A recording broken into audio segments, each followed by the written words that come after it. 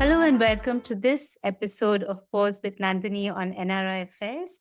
I'm joining from Myanmar, the unceded lands of the Yagera and Turbar people, and I pay my respects to elders past and present. Today I have a great panel lined up.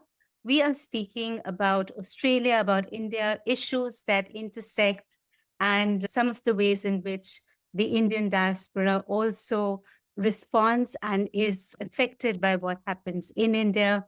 We've got speakers from India and from Australia, and I'll just take you quickly through the panel.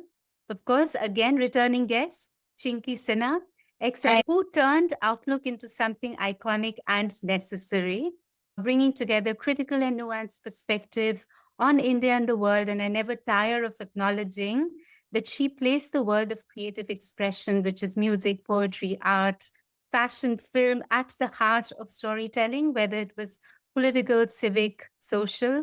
She had all of it in there, and we're eternally grateful for that. Shuddhabrata Sengupta is here as well in a little book dungeon that we can see. He is an artist, political commentator, co-founder of Rux Media Collective. He's the co-author of the recent anthology Umar Khalid and His World, published by the Three Essays Collective. The book features writings by and about the imprisoned activist Umar Khalid, and he is one of the most astute, I'm talking about Shuddhabrata, one of the most astute chroniclers and commentators of our times, and I'm so pleased to have him join us. I also have Meghna Bali here, who is an award-winning Australian journalist who served as the South Asia Bureau Chief for ABC News in New Delhi until April of 2026. Since joining the ABC in 2017, she's produced high-impact investigative pieces and documentaries across India, Afghanistan, Bangladesh, and Pakistan for programs like Foreign Correspondent and Four Corners. She's known for her deep reporting on geopolitics, gender rights, migration, awarded the 2025 Danish Siddiqui Journalism Award for her investigation into international student visa fraud. Thank you, Meghna, for joining us today. Thank you. And finally, I have Deepak Joshi, who, of course, is the co-founder of the Humanism Project here in Australia. He's also the founder at NRI Affairs, which is our independent media platform. He brings deep experience in coalition building, grassroots mobilization, strategic partnerships with progressive organizations, environmental and social justice, think tanks. His work centers secular humanist perspectives within the diaspora while building bridges across diverse communities. So we've got a big panel here, lots to talk about. Thank you, everyone. We jump right into it. First, with our guest from India. Chinki, I'll begin with you. From your perspective, what would be some of the big ticket issues that concern you at the moment? There have been recent reports about the falling place in the press freedom index, jailing of media activists, all of that is ongoing, dissidents. There's a lot of reports now on the rising hate crimes against minorities, especially Muslims and Christians. There's extreme heat in many parts of India, the Great Nicobar Project, recent election results, and of course, the global impact of the US-Israeli attacks on Iran, Lebanon, the genocide in Gaza. Where is your head and heart in all of this? In a lot of things, actually. Firstly, with the press freedom situation, because I am a journalist, and it's becoming very tough for people to do anything explicitly. We are told in newsrooms that we will not do this, we will not do that. And there's not much room for any navigation anymore. When we tried to do things with getting poets on board, because there was a way to put it still out there. And I think that was too ahead of its time, or probably, I don't know, whatever. The other thing that really bothers me is the fact that Ram Rahim of Tera Sacha Sauda has again been granted parole. And it's very disturbing to me that Umar Khalid has been there for 6 years, and we published 3 pieces by him. One was used by Mamdani for his speech, and he wrote for us from the prison.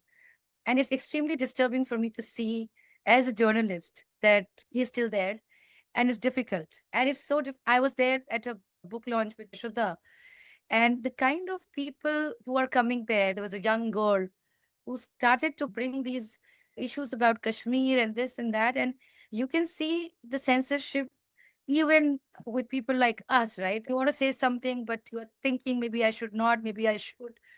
It's becoming very polarizing and it's actually scary the way things are. Then there is a lot of this reference to Ramayana. They were asking Banjosna about how she's coping with this absence, which is such a personal question. And then making reference to Urmila from Ramayana, which I didn't understand why. But it's actually very strange to see all this. The third thing, obviously, is Palestine. And we did a 100-pager on Palestine, and we did another 100-pager on the never ending wars. And I'm not sure why we have become like this. And of course, Iran. And these images keep coming, and you feel helpless in terms of how do you put it out there, because we took a stance saying that the war is never elsewhere, it affects us all. So those are the things that I'm probably dealing with. And hate crimes, of course, they have been there for a long time. And you keep reading about it and you keep thinking, what can I do? And probably at this point, not much, because clearly there are things that are happening around us which we can't really control. The big problem I see is the corporatization of media, which is making the media itself a problem. So I feel that those are because this AI generated situation happening everywhere. You saw what happened with CBS. Sometimes if it feels like it's a hopeless situation, and then you feel like maybe there is a way out somehow. I don't know. I'm still figuring out. So those are the big things. Press freedom, of course, is the biggest Yes. thing. Shuddhabrata, thank you, Chinki. Shuddhabrata, what is your I would agree with all of what Chinky said. I want to express my appreciation for the fact that they published these three articles by Umar Khalid and we actually republished them in our book. I think that the most important thing that stares me in the face is that, like many other countries in the world, India is going through right now a profound crisis which has to do with where capitalism is at in the world. It needs war, it needs this destruction of resources, and it needs to crush and produce a kind of emergency where ordinary working people, whichever background they're from, are feeling an incredible amount of distress. You can see that the falling price, falling value of the rupee is offset by the rising cost of living, right? So people are getting less and less in their salaries and in their wage in real terms. And also it's more expensive to live. And in fact, for the vast amount of people in India who are not the elite affluent, who are performing their narcissism on the world stage. It's as everywhere. It is. I'm sure you know this in Australia. It is expensive to be poor.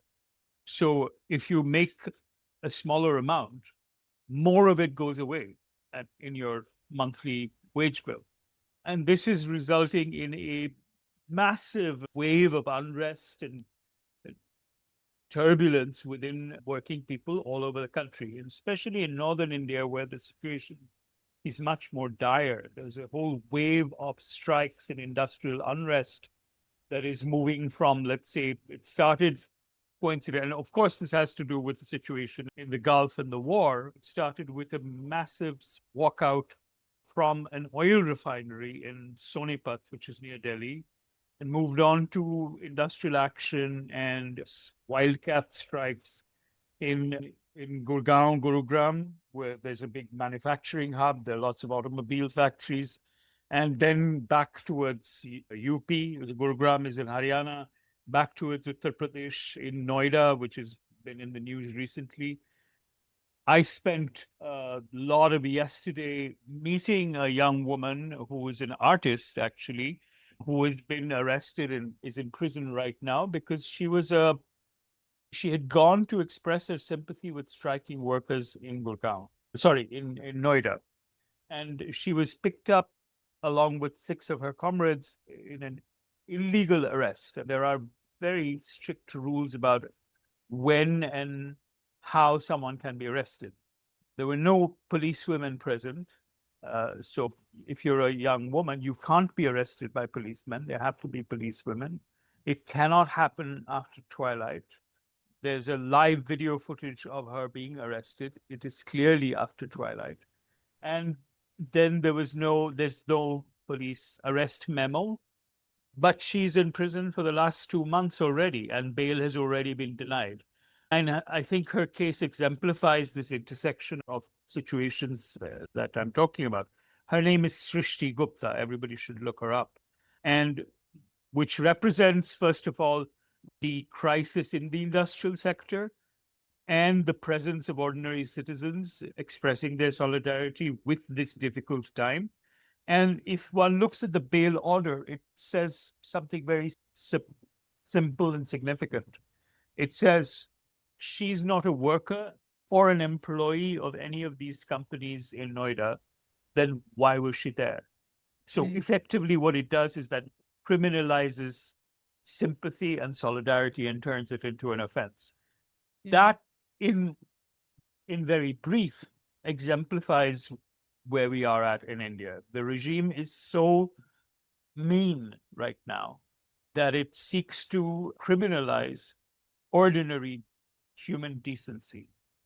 She's not, of course, Umar Khalid should not have been in prison for a single day. He only called for peaceful, non-violent dissent, and he's charged under an anti-terrorism law, the Unlawful Activities Prevention Act. But he did play a role as a kind of civic leader. He was an articulate person who addressed rallies, who argued for people to remain calm and stay nonviolent.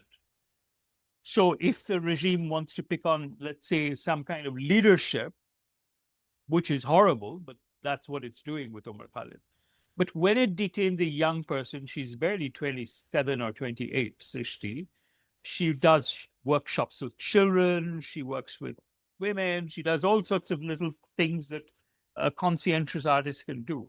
When it picks on someone like her, it really means that the regime has lost its capacity to be human and to be humane anymore. And there are many others like her. So this is not an isolated case. It's an increasing wave of repression and offset by real economic distress. Yeah, and yeah, it's so telling, this case. And Chinky, going back to what you had said about the place for art and artists and poetry and how all of that is political, this also intersects with that, because you're saying this girl is an artist and she's there as a conscientious citizen, but also as a practitioner, I imagine, in some way. And it's all of this intersection is quite disturbing. Now, we will speak about the impact of all of this and the way our media and activist space responds to the activities that are happening in India. And for that, I'll come to you, Meghna. What are some of the developments that, I know you've been on a break, but you have spent time in India. What are you watching closely? What impact do you think they have on Australia-India relations and on the diaspora? Look, Nandini, I think that when Australia talks about India, the conversation often goes to these big ticket items, right? They talk about trade and education and migration and the diaspora, right? And all of that does matter, of course, but India's a major power and Australia has every reason to take that relationship seriously, right? But having spent the last 2.5 years reporting across India, I think it's important to look beyond that diplomatic language and ask what is actually happening in the country, right? And here I'll touch on the stuff that Shuddha and Chinki have said as well, because these domestic shifts shape how India behaves in the world and how it's perceived by other countries, and how the Indian diaspora asks how we understand our own relationship to India, right? So there are 3 things that I'm watching pretty closely. The first is what's been touched on before, and that's India's democratic health, right? That's press freedom, dissent, civil society, and the experiences of lower caste communities, about Christians and Muslims in India. And India is the world's largest democracy in an electoral sense, but democracy isn't just defined by elections, right? It's also about whether journalists can report freely, whether citizens can protest, which is getting harder, whether minorities feel protected, and whether institutions can hold power to account. And that matters not because, I guess, Australia should be lecturing India or the West should be lecturing India, but because I don't think that's particularly useful. But It's because our relationship of our two countries, it's often framed around shared democratic values, right? So if democracy is part of the language of the relationship of these countries, then concerns about democracy should also become part of the relationship. That's one of my main points.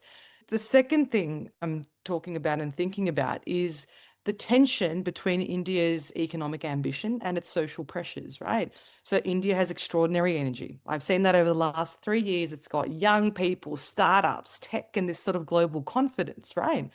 But at the same time, it's dealing with unemployment, with inequality, with climate stress, extreme heat, pollution, and basic access to clean water and food and decent work isn't there, right? We've seen that across the country. So India can still be a rising superpower and it can still have millions of people struggling for very basic needs. Both realities are true at the same time. So that's another thing that has been one of my key takeaways over the last few years. And the third thing, perhaps obvious, is I often think about the diaspora. So Indian Australians are often talked about as one community, but of course we're not.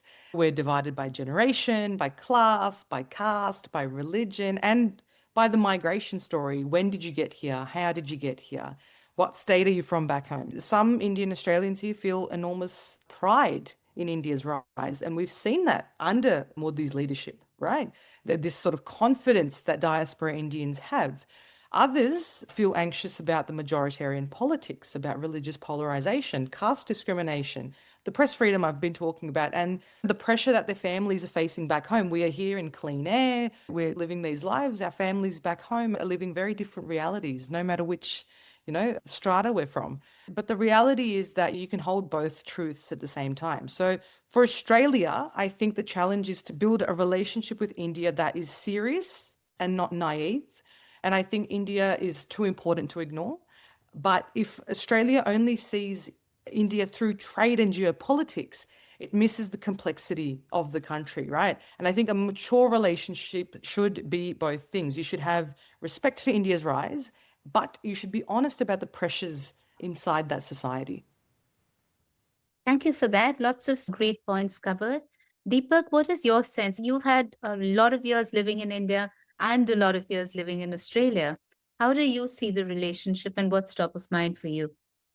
As you and I know that most first generation Indians living overseas remain very deeply connected with their roots culturally, language-wise. We never get an opportunity to speak a fellow Indian in the language we don't understand. And as Meghna said, it's not a homogeneous community. We are, in a way, we are divided by faith, religion, language, etc. But we take a lot of pride in India's rise. Speaking for myself, of course, I share the same concerns. Politics and the issues that Chinki and Shuddhabrata mentioned, they bother me as well. Suppression of dissent, media freedom, pollution, environment, deforestation, even things like denial of voting rights, which is the very basic freedom. And India is taking it very casually. These are things that concern me.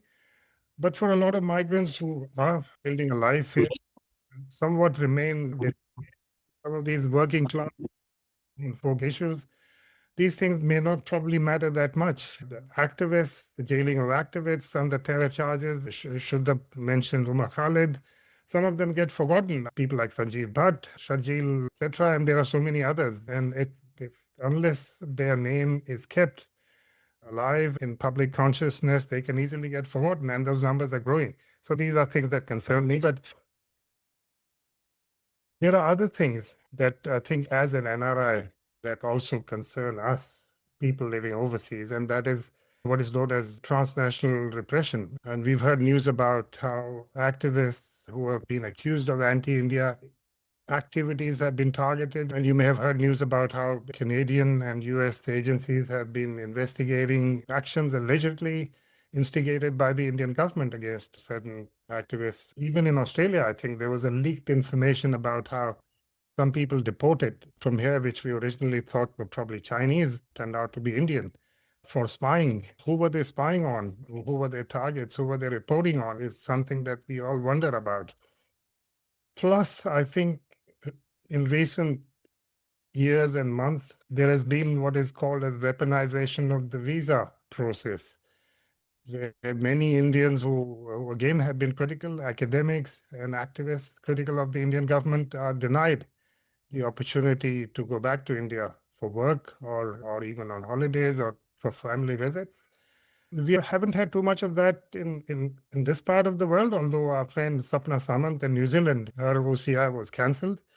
The process of applying or contesting it through the court process is a punishment in itself, especially when you don't have too many connections there and live overseas and do not have the opportunity to go and represent yourself before these courts. So that's a big concern. Other than that, I think Indians generally come here as skilled migrants.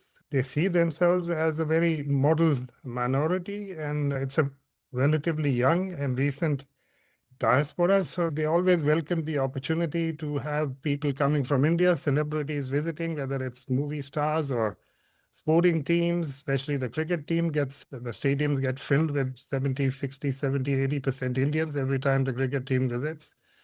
And of course, we expect Prime Minister Modi here, so in July, and he's expected to receive a rousing welcome by certain diaspora groups and the political leaders in Australia, because Australia, of course, sees India as a big market and a trading partner. And India, of course, sees Australia as a place where we are now the largest overseas bond group. So, yeah, there's a fair bit happening. But as Meghna said, increasingly the world sees India a lot more critically, not just the way many Indians would like to see it, but following democratic freedoms and a whole lot of other activities. Indians have also become more loud and bold and demonstrative of their culture and language because there's always strength in numbers, and it's not always seen as a welcome thing by people who are receiving a cultural shock here. So I think one must also see it from the perspective of the groups that have always been dominant, have not had much experience of migrant groups, or at least such a large number of Indians being seen on the streets of Sydney, Melbourne, Adelaide, and becoming increasingly more demonstrative of their culture, the languages being spoken and the food being eaten, and behavior which may be a little different from what especially Australians are used to. So yeah, it's complex. With the first question, I think we've covered so much ground because there isn't a single story, of course, either in India or in Australia. And on that sort of track, I'd like to ask Chinki, there are things from at least sitting in Australia that just seem so vibrant and experimental and engaging and honest and brave in the cultural space that is emerging in spite of this sort of oppression and curbing of freedoms. So what are some of those things that you see? And I know you're very curious about life beyond just politics, and you have a sense of the pulse of what's brewing in the way people are creating things or talking about art or expressing themselves. Give us a little bit of sense of where you see some of that hope coming from. Yeah, I see a lot of hope coming from younger people. So I was at somebody's house for dinner, and this young girl came, and she's Gen Z, and I'm a cockroach. And I'm like, oh, great. So she studied at this university, and then she was very aware. In fact, I had a very bad opinion of Gen Z in the beginning. And then I think the way she articulated the politics, and I think they're very brave. And I feel that and I was telling her that I fit all your criteria. I'm always doom scrolling, I'm unemployed, and I'm very lazy. And I think we look at laziness as a very bad thing. I think it's a great thing. So I like the fact that the younger people, and I have this hope that they're not afraid of just sitting there and not doing anything. I think as a generation, I was born in 1979, and we've always been in some hurry to prove ourselves, to do this, to do that. And I think this self-care, and I was telling her that, what do you do? Light candles and meditate or something? And she's, no, of course not. We don't do that. And I thought that was a lot of hope. The other hope which came to me when I quit was from this guy who I met in Patna once. And he has been on my social media, and he's 60. And he used to write all these really interesting passages about Bihar and very keen observations about, let's say, a bridge or a roadside eatery or anything like Durga Puja, Bharat Mata and all that. His son has cerebral palsy and he quit his job to go back to Patna and whatever. He couldn't find a job over there, was taking tuitions. And he messaged me that, oh, are you okay? I'm like, yeah, but how are you? And at 60, he has become a Blinkit delivery guy. Now, that is something, and he's so proud of it, right? So he sent me his card. He's posting on social media, and that made me very happy. In terms of dignity of labor, right? If we don't give it ourselves, who will give it to us? So I thought that a 60-year-old and a 21-year-old, I see a lot of hope in terms of accepting what it is and fighting it, not really getting depressed. A lot of stuff is happening in the art space, especially poetry. I still have a problem with the white cube galleries, which really don't. And I've had a lot of artists tell me that they don't want to talk politics or whatever. This decorative fashion and decorative art. You saw what happened in the Venice Biennale or all these things that are happening. But I see a lot of hope from did that poetry issue. If you look at it, a lot of these poems are coming from poor people, people who have suffered caste violence, and they are resisting. So there's a lot of resistance over there. And bookstores, by the way, I think that's a great place to go and just not the airport ones because they're like full of really bad books, but just these independent. Independent. I'm so tired of looking at this one person everywhere. The whole roads are full of. It's like this Orwell thing, the Big Brother watching. But there are these little hopes, and Yes. yeah, then you find your own kind of community and think about doing something. Maybe I don't know. There's a lot of stuff that you can read on Facebook. Little pockets of resistance, little pockets of hope, and I think maybe that's the way forward. I don't know. My mother gives me a lot of hope. That's So, yeah. wonderful.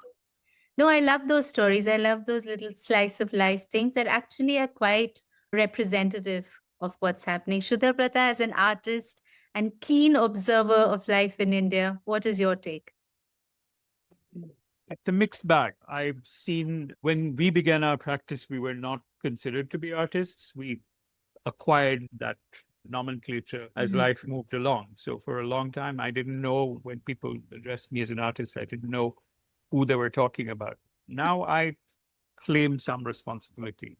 And I inhabit amphibiously both the worlds that Chinki was talking about. I know what's going on within the sort of the White Cube gallery situation. Some of it is okay, a lot of it is terrible. But what gives me hope is the fact that, and there are large institutions emerging, very large museums, very large institutional structures that seek to influence the course of the developments in the arts. And I am a little wary of the largeness of these institutions. I believe that every society needs important museums, but then when those become a sort of, when all the gravity in that space is consumed by them, that means that they suck in whatever is there. And that creates any monopolistic situation is unhealthy. So it doesn't, earlier we used to complain a lot about the lack of institutional support. I think there needs to be institutional support for the arts and culture in India. The government doesn't play a role. I think of art and culture as bread and butter citizenship issues. Culture should be as much of a fundamental human right as clean water and electricity, right? And as a taxpayer, I expect that what I contribute is taxes comes back to the society in forms of enlightened cultural presences. That is not happening. There are large private-public partnerships that are taking that place. And I'm a bit worried about their insulation from accountability, Yes. to no one at all. And they also generate a lot of anxiety. There's a lot of anxiety amongst the younger artists to make it, to be with what is considered cool. And something that I never suffered from, or my colleagues in. Thank you, Meghna. And I think you've covered most of that question. Deepak, did you have anything to add just from an expectation point of view? I think just continuing from what Meghna said, Quad and BRICS, they are somewhat divergent in their contradictory. One is predicated on the shared wariness about China's rise militarily and geopolitically, but at the same time, BRICS recognizes that the action is going to be in global south. And there have been concerns that India may have dithered on its position or its commitment to BRICS. Recently, for example, India stood as the odd one out where it refused to commit to some statement on Israel's action in Gaza during a BRICS meeting. And again, seemed to have buckled under pressure from US on its relationship of buying, for example, buying oil from Russia and Iran. So yeah, what path India takes, as Meghna said, India has always maintained a very independent foreign policy where we've maintained good relationships. Whether we are able to continue to do that, or because Trump has been making some very loose or broad statements about India, some very derogatory statements about the country. And so yeah, it's whether that relationship outlasts the Trump remains to be seen. Interestingly, Australia also navigates something similarly complex because China is a very strong trading partner. I think more than 35% of Australia's trade is China. And so at the same time, Australia has to maintain that delicate balance between maintaining militarily, trying to maintain a balance along with US, India, and Japan, but at the same time maintaining its strong trade relations with China. So it's and also, people have accused Australia of being an extension of the US war machine in a way because of the positions it has taken on some very contentious issues around the world. So yeah, it's a complex thing. But again, as Meghna also said, I think Australia-India's relationship has to be based on honesty. Yeah. Of course, from India's side, there would be some concerns about there's been an anti-immigration backlash, and Indians have been very specifically targeted in that, along with Muslims and people from the Middle East. And of course, Australian political leaders are very well informed about human rights, but a lot of those discussions, if at all they happen, will happen behind the scene in the interest of relationships between the two countries. So yeah, it's, as I said, it's a complex relationship. Hopefully, there'll be some honesty in that. It's interesting because as we expect that there will be questions about human rights and press freedoms that should come from perhaps the Australian media, there will equally probably be questions about the rising racism against Indians in Australia. There's something to be said on different sides. But in the middle of all of this geopolitical dance, the Cockroach Party did emerge as a bit of a disruptive play. And like Shuddhabrata said, it took people a little bit by surprise. And I felt like there's this sense to not want to hope. And therefore, people are like, yes, but what are they going to do? And is it enough to be online? And what are they going to do on the ground? For now, I think it was delightful to see that there was so much momentum that built so quickly and a certain fearlessness that we've forgotten that can actually come out in creative memes or in people actually expressing themselves. These are ordinary people speaking various languages and actually taking power to account and saying, look, I'm with the Cockroach Party because, and then actually articulating local issues, talking about local things. Would love responses from across the board. We have gone a little bit over time already. So if we keep that brief and just your sense of what this means, and does it even mean anything in a longer sense, and what it represents? Who would like to go? I know Shuddhabrata spoke. Chinki, do you want to tell us So your... I see, yeah, okay. I have a newfound respect for cockroaches. Now I don't kill them with hit in my house. And it's fun. In a long time, we've not had fun, actually. And I think that is one of the most underrated things in public life right now, or whatever life. I think we have forgotten how to relax, how to chill, how to look at memes, and how to be more creative in terms of how a cockroach thing. Imagine this Chief Justice made this bizarre statement, and how these people said, oh, cockroaches have survived nuclear war. And I saw this one rapper I know in Patna who used to rap about students. And I met him. His tagline is Merio Chai Wala rapper, because he himself got unemployed. So he started making chai for students and he was rapping. So I used to go to this chai place and hear him rap about students' living conditions in Patna who were appearing for these Group D examinations. He is totally out there, like rapping about cockroaches. And I think whether, as Shuddha said, we don't know whether movement goes or doesn't go. And it doesn't have to. I think sometimes these moments are very important because we were thinking that the majoritarian politics, this, that, whatever is happening to us, whatever is happening to people around us, they have become invincible, right? You can't defeat them. And then suddenly you see all these accounts being banned and they're coming up with another account. And Yes. I think they're just, I don't know, fun and And deceptive, dynamic. as you said. Yes. And No it's love. quite, I think the government also got, these ruling parties got on a back foot, got defensive. Imagine ministers are saying that they're linked to Iran and Pakistan. We have heard that before. Everything, even like climate change, is attributed to these different countries. But I think the kind of stuff, and I think one thing I wanted to say before and now in terms of what we do, I think Cockroach Janata Party has given dignity. And I think that's what we have forgotten in our journalism, in our public life, and whatever else. Caste, class, the left movement, they're saying, has failed because they clearly did not account for gender and caste and class as forces that all intersect, right?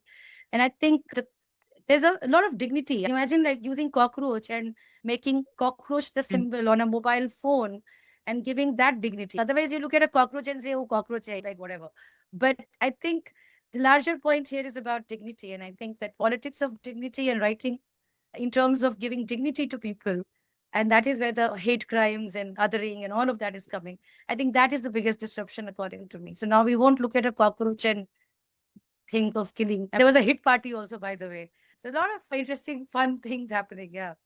No, I find that really fascinating. I do. Quick comments from Deepak or Meghna? Yeah, sorry. Earlier you asked Chinki and Shuddha about hope. So I think, yeah, the democratization of media is hope that people, and especially Gen Z, is finding creative ways of reaching out. Yeah. Almost anyone with a desktop or laptop or a phone can now be a media person.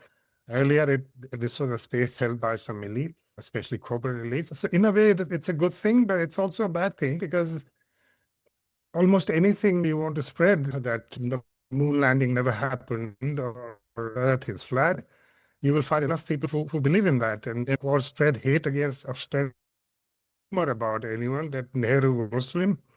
Or today I saw Dhruv Rathi is Muslim and his wife is a Pakistani.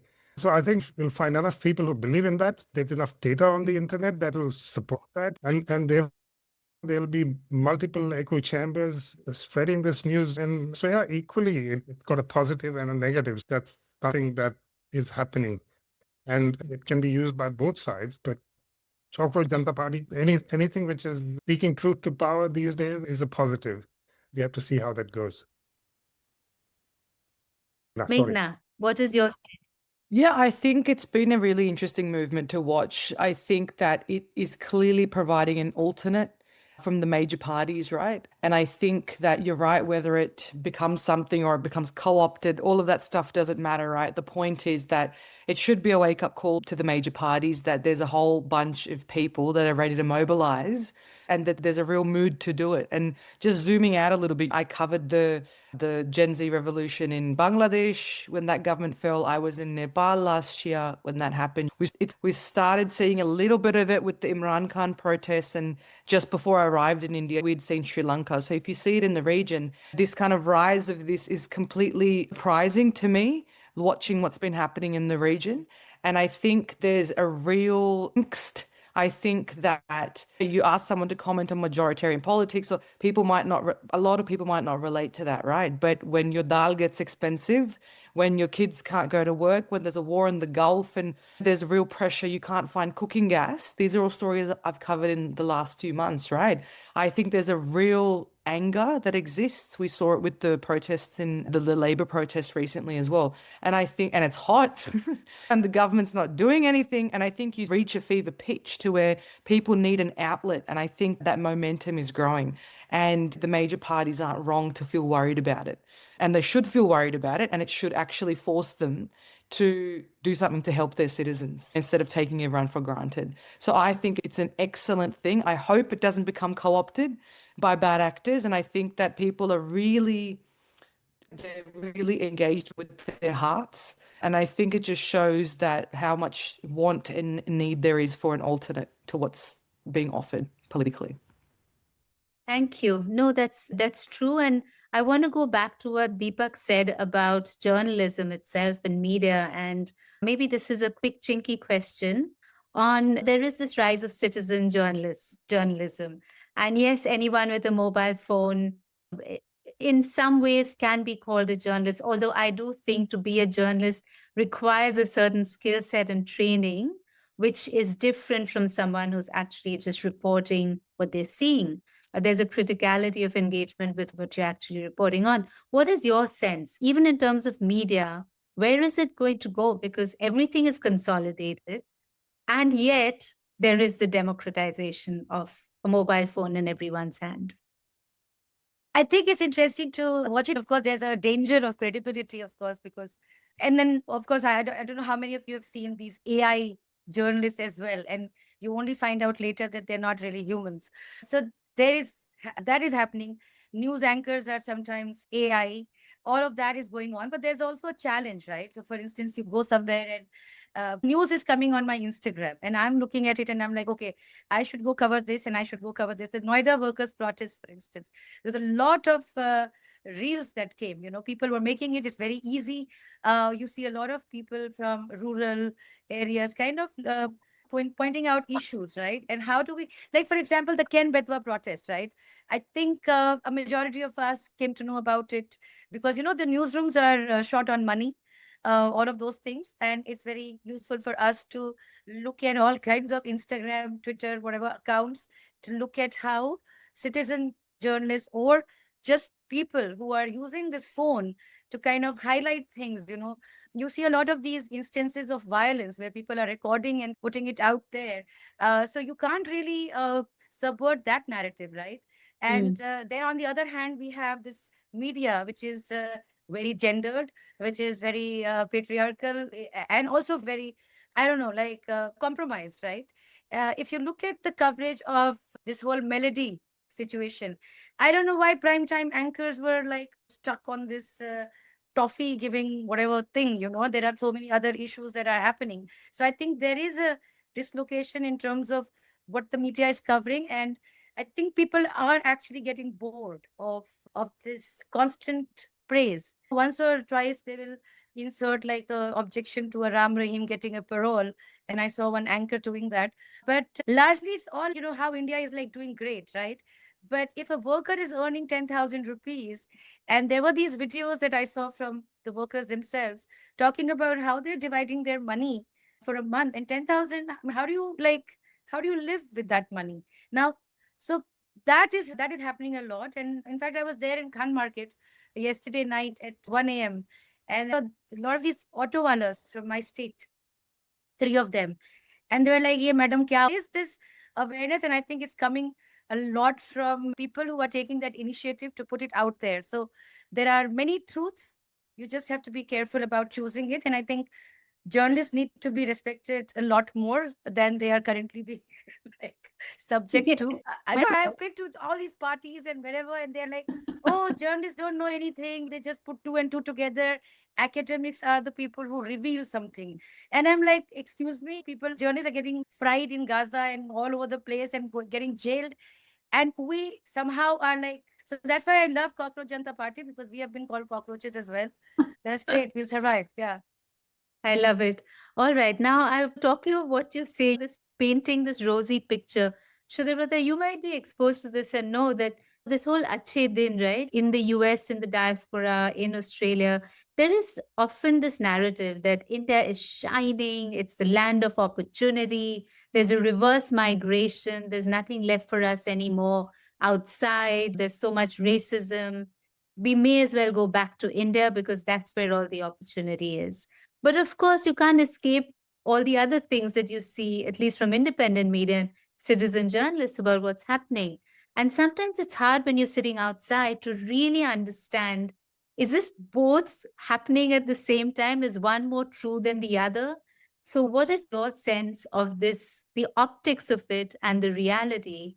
And do you actually see this in social spheres of people wanting to come back and people who've had a restart of their lives in India? Is that a reality or a myth? I wouldn't live anywhere else, right? Love I've often been asked this question, why don't you live in Berlin? Why don't arts are booming? It's very easy for a practice like this to be somewhere else. But at the end of the day, the most interesting conversations that I have are here. And I am not a nationalist. I don't subscribe to Indian nationalism, but I have a great love for place and for people. So I would still be here no matter what happens, as far as I can do.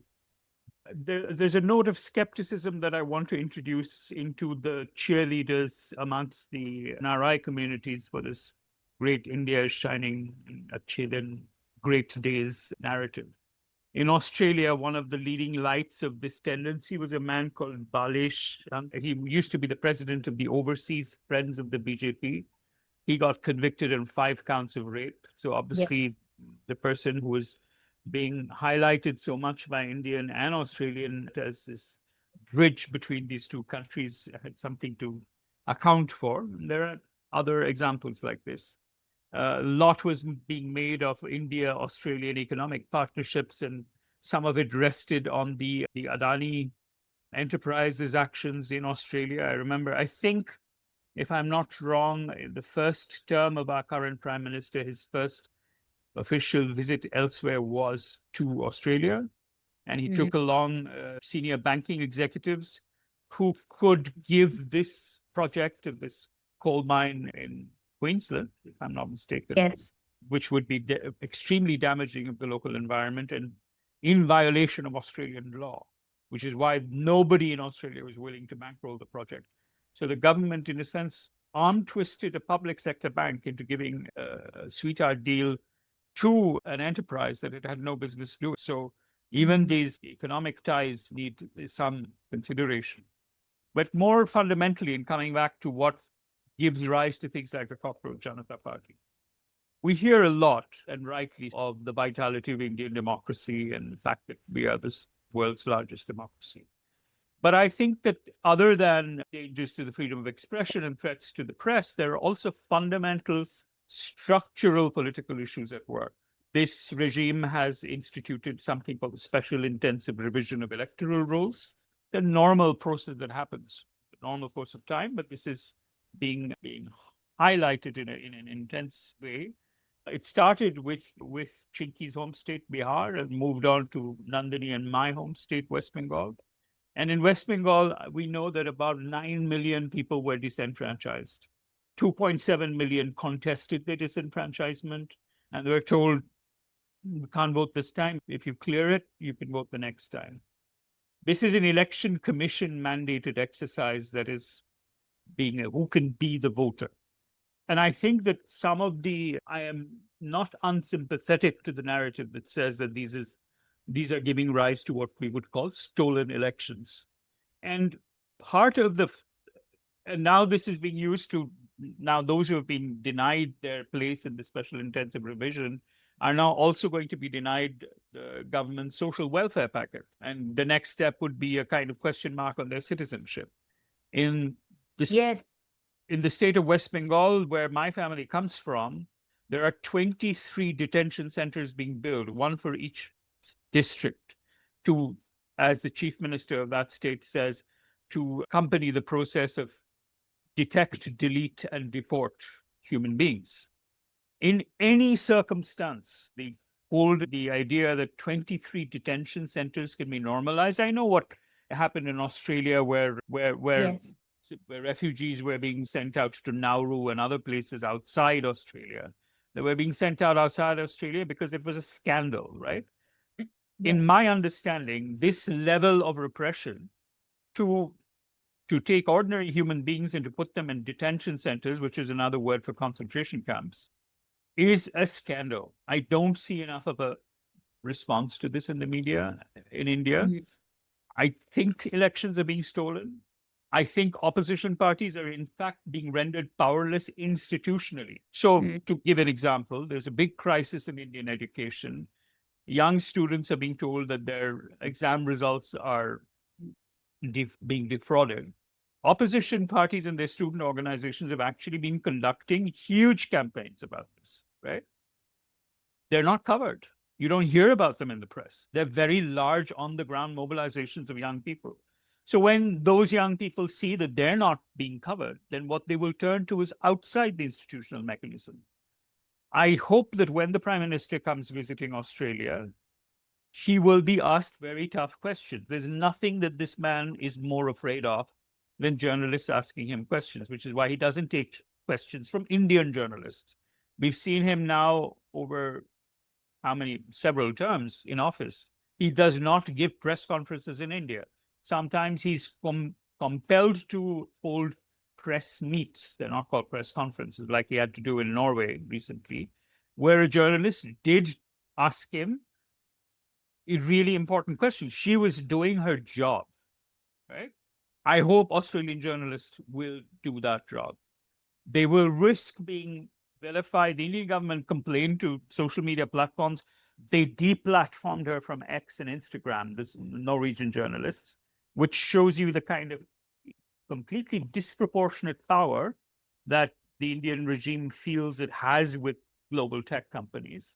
But this should be challenged. Australian journalists need to ask the Indian Prime Minister about what is happening in India, what is happening in Australia, where Indian companies are doing things that they should not be doing, what is happening in the trade and defense relationships. And these very tough questions need to be asked. It's very interesting to see how media will respond. And I think there is a bit of focus on the fact that the world is a very changed place right now than the last time when he came around. And how is that going to impact the questions that the media is willing to ask? And also, is there going to be a difference in the way that the Indian diaspora responds? Meghna, Deepak, do you have any thoughts on that? And thank you, Shuddhabrata. That was really insightful. I can't see there being that much of a different response. Sorry to be negative about it. Unfortunately, I think that, Really? We'll see. and I'm only basing that on because I've been away for about 3 years from Australia, and I don't know if the diaspora has changed that much, even in the last 3 years or so. I see the same kinds of narrative, the same kind of pride. Pride's not a bad thing, but as we've discussed now, that pride coming at the cost of any genuine critique or dissent is a problem, right? And we see this time and time again here, even within our own communities. I was speaking to my own wife about this. Was until recently an Indian national who's just become an Australian citizen. I'm an Australian citizen who was born in India, but spent most of my time in Sydney. And even when we criticize, even if I criticize India, she says, you're an Australian. But no one wants to hear criticism. I can say it, but you can't say it. So that's my sense is the same diasporic groups often run these events. I think they're highly managed events. I think that the Prime Minister has shown incredible consistency to not answering a single question. And I'm not sure that's going to change here, but I think it's going to be fairly safe. And also, equally speaking, I don't think the Australian government asks that many tough questions of the Indians either. I have done stories in the past where the Australian Prime Minister, the person also, contesting to be a Prime Minister, Scott Morrison and Albanese, have been showered with these symbols of right-wing parties, the VHP. They have been given garlands. And when we ask the Australian government about why this happened, there's a lot of, we didn't know. There's a lot of we didn't know. And I think after so many years now of strategic partnerships, of dialogues that go beyond Curry's cricket and the Commonwealth, if you are saying that the relationship has gone past that, then you need to have a real understanding of what's happening in the country. And in my experience, in my journalistic experience, time and time again, the Australian government has shown that they will also not ask the tough questions. So unfortunately, I don't think anything's going to be different. I hope things are. I think there is a growing awareness of what is happening in India. I just don't think it's quite at that level yet, unfortunately. Thank you for that insight. Deepak, a quick wrap up of your thoughts. After the experience Prime Minister Modi had in Norway and in Europe in general, I think it'll be even harder for any journalist to come anywhere near him in Australia. Because if it does happen, I will not be surprised if some journalist does a copycat act, because it's a good way to gain some notoriety or popularity. So yeah, I don't see that happening here. The other, of course, the thing that Meghna talked about is that, and then Shuddhabrata also talked about, is there is trade interest, but there is also this increasing fear that a lot of these trade deals tend to benefit the corporate elite rather than push from both sides. And the push to appease the cronies, it can then lead to decisions that could actually harm India's rural sector. There is considerable distress. People say things could get worse if the monsoon is not very good. And there could be a backlash from the farmers, which could derail some of these deals if they are being done under pressure to appease in the interest of, rather than benefit to the benefit of people from both sides. And same thing could happen from Australia as well. So yeah, that can be something that Australia would be mindful of, I think. So now you're saying that the media is not going to ask anything, the politicians are not going to ask anything. Chinki, it seems like it's only going to be the rappers from Bihar and the outback in Australia who will have something important to say. So I'd like your closing remarks on this. And we come back to the arts that is rescuing Yeah. nation. No, I feel that this whole thing that happened in Norway, if you look at the media here, I mean, they're asking bizarre questions like, how much do you know about India's history and culture? I'm like, I don't know about Australia's history and how many, whatever. You don't have to, right? And I think there's a lot of expectation from young journalists to know everything. We don't have to. We are the people who are connecting dots and all these things. So maybe I don't know. As Siddha said, he's not answered any questions. And you can't really get any answers from anybody in the government, right? It's very, very difficult. In fact, yesterday I met somebody who was talking about the Bihar CM. And he's a very nice person. If he knows you, he'll do a lot for you. And I'm like, but that's not the point. The point, so there's all this diversion here and there. And one of the things that you hear, if not him, then who? And I'm like, so when you talk about, let's say, Godhara, they'll go back to 1984. And the conversation, I think there's a serious problem with the discourse. And I think the media is also fighting with each other. They're pulling each other down. And I think that's another problem. And I think maybe people should be asking questions. And I do agree with Meghna. Meghna is talking about maybe Australia, but I do see a lot of change coming in on the ground. Like when you talk to like an auto wala, for instance, or my grocery guy or my tailor, for instance, they do feel frustrated because a cylinder has become 4,000. I paid 4,000 rupees for a gas cylinder. So when it comes home, religion won't matter. Look at what is happening with the cow situation in Bengal, right? So there's a lot of this disruption that is happening.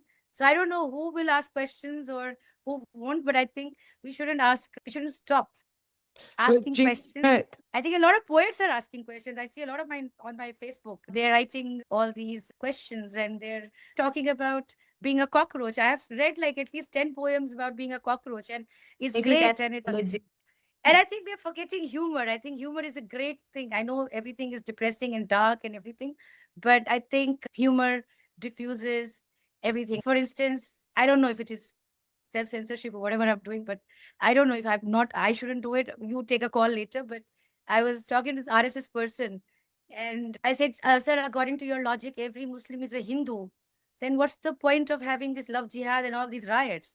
Does it make sense, right? If everybody is a Hindu, then where's the problem?